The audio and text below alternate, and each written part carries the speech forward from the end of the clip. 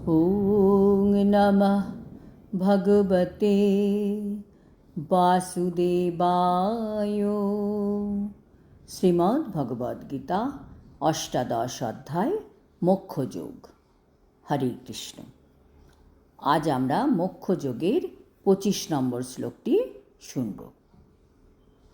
অনুবন্ধং স্বয়ং হিংসাম অনপেক্ষা চ পৌরুষম মোহাৎ আরভতে কর্ম যত্তত্তামসম উচ্যতে।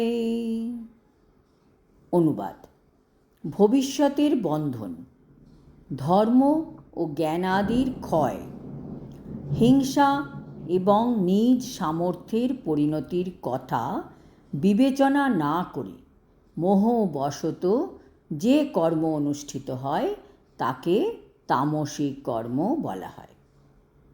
তাৎপর্য: এই শ্লোকে ভগবান অনেকগুলি পয়েন্ট বলেছেন।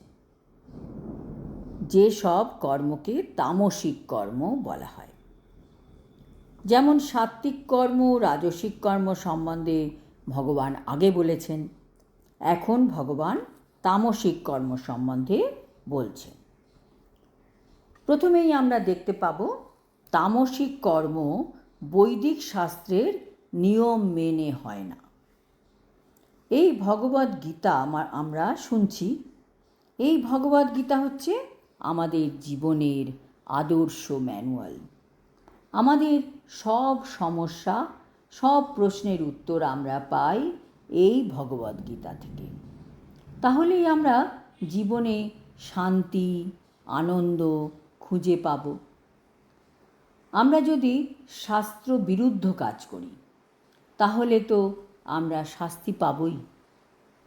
উদাহরণস্বরূপ বলা যায়, যখন আমরা কোনো ইলেকট্রিক্যাল ইকুইপমেন্ট কিনলাম, তার ম্যানুয়ালে লেখা আছে যে একটা বোতামকে প্রেস না করতে, কিন্তু আমরা ম্যানুয়াল না পড়ে, ম্যানুয়ালের কথা উপেক্ষা করে বারবার সেই বোতামটাই টিপলাম। তাহলে কি হবে? সেই যন্ত্রটি খারাপ হয়ে যেতে পারে। সেই রকমই হচ্ছে আজকাল। মানুষ ভগবদ্গীতা পড়ছে না, মানছে না, তাই সবার এত দুর্গতি। কেউ শান্তিতে নেই। টেনশন, ডিপ্রেশনের শিকার হচ্ছে সবাই। বৈদিক শাস্ত্রসম্মতভাবে না চললে এই সব সমস্যা থাকবেই থাকবে। আগেকার দিনে মানুষের জীবন ছিল অনেক শান্তিময়, আনন্দময়।